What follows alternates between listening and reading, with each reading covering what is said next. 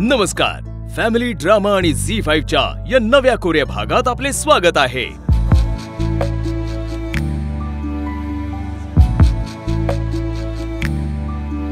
तुमच्या आवडत्या पुन्हा कर्तव्य आहे या मालिकेने आता एक मनोरंजक वळण घेतलंय। कॉंग्रॅच्युलेशन्स आकाश।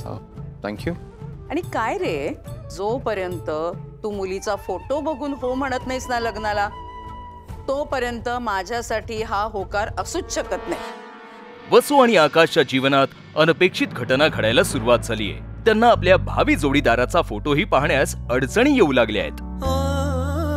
घरटे जीवाचे बांधूया पुन्हा जरा, डोळ्यातून मायेचा वाहू लागला जरा। नियतीच्या मनात नेमकं आहे तरी काय?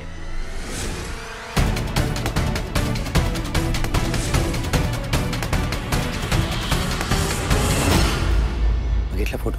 नाही ना, ते एन्व्हलप कुठून आलं आणि फोटो कुठे? माझा नवरा जाऊन 20 वर्ष झाली, पण माझ्या दुसऱ्या लग्नासाठी कोणी प्रयत्न नाही केला। मला जर दुसऱ्या संसाराचा चान्स नाही मिळाला तर तिला तरी का मिळावा?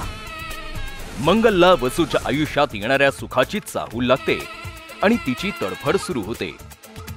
मी पण बघते ना या घरात सून म्हणून ही कशी येते ते।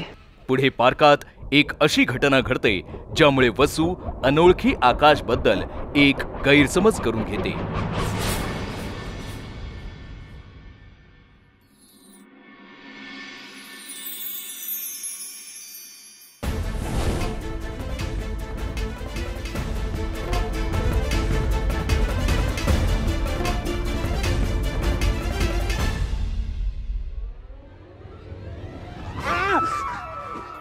इतक्यावरच ती थांबत नाही तर आकाशला खूप काही सुनावते देखील।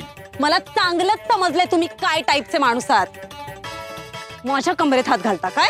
हो बाई, तुम्ही मला बोलू देणार आहात का? ते बघा, एक गोष्ट लक्षात ठेवा, इथून पुढे जर का माझ्या आजूबाजूला जरी दिसलात ना तर एक अशी सणसणीत देईन ना की हा जन्मच काय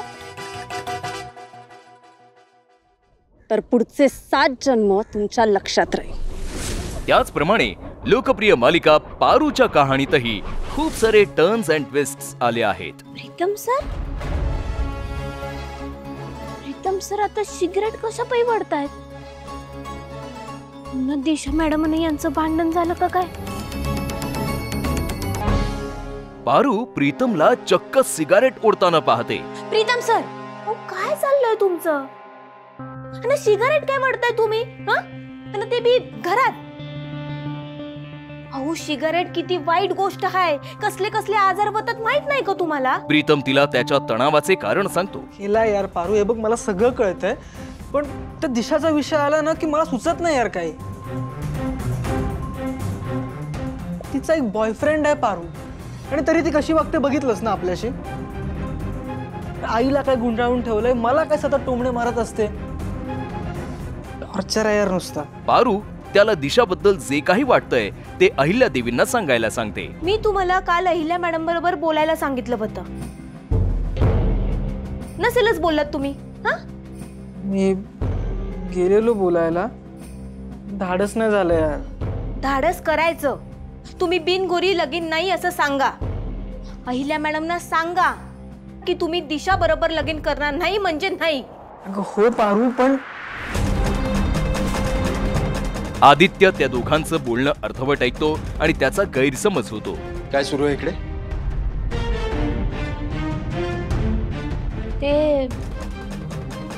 ते मी म्हणजे मी प्रीतम सरांना समजवतेस का कान भरतीयस? तू प्रीतमचे कान भरतीयस दिशाच्या विरोधात? नाही नाही नाही, तसं अजिबात नाही। ते मी इनफ, एक शब्दही नको यापुढे।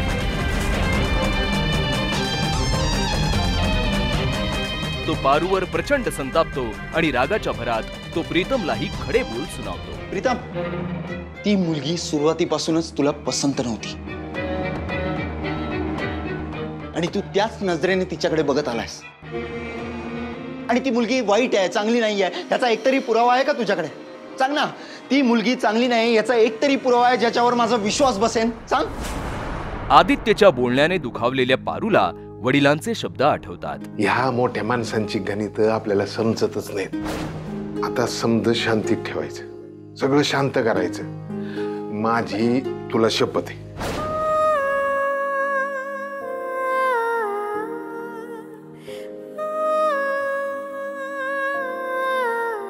आणि हो, दर्जेदार मालिका शिवाच्या कहाणीतही नाट्यमय वळण आलंय.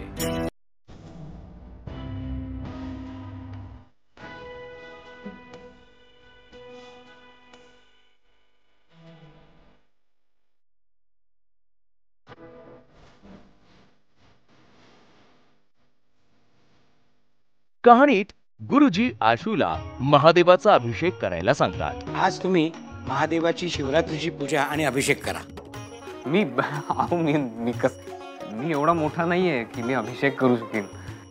हा तुमचा अधिकार आहे, त्यामुळे देवाचा अभिषेक तुम्हीच करायला हवा. त्यावेळी आशू त्यांना शिवाचे नाव सुचवतो. अभिषेकाचा जो अधिकार आहे तो जर कोणाचा असेल तर तो हिचा आहे. माझा? हा, हिच्यामुळे हा जो निधी आहे तो मंदिरात पोचू शकलाय. जर ही नसती तर हा निधी पोचू शकला नसता सुखरूप. त्यामुळे अभिषेक हिला करायला मिळावा अशी माझी इच्छा आहे. मग शेवटी शिवा पुढाकार घेऊन आशूची समजूत काढते आणि त्याला अभिषेक करण्यासाठी तयार करते. मी उपवास केलाय की तोच अभिषेक आहे असं समजूया आपण. आणि तुला हवं ना तर मी तुझ्यासोबत गाभाऱ्यात येते, तिकडे उभी राहते. हा चालेल चालेल गुरुजी. त्यानंतर ड्रॉवर मधील भेटवस्तू पाहून दिव्या चक्रावते.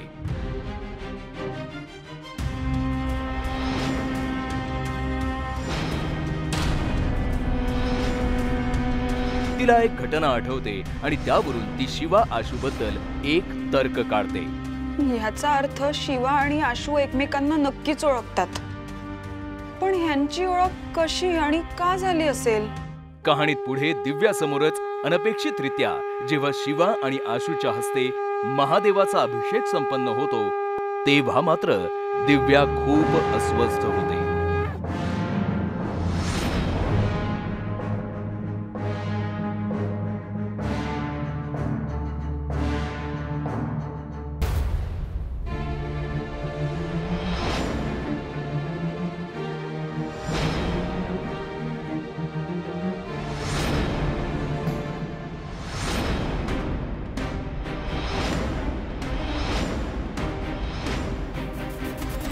प्रेक्षक हो, ही फक्त एक झलक झाली.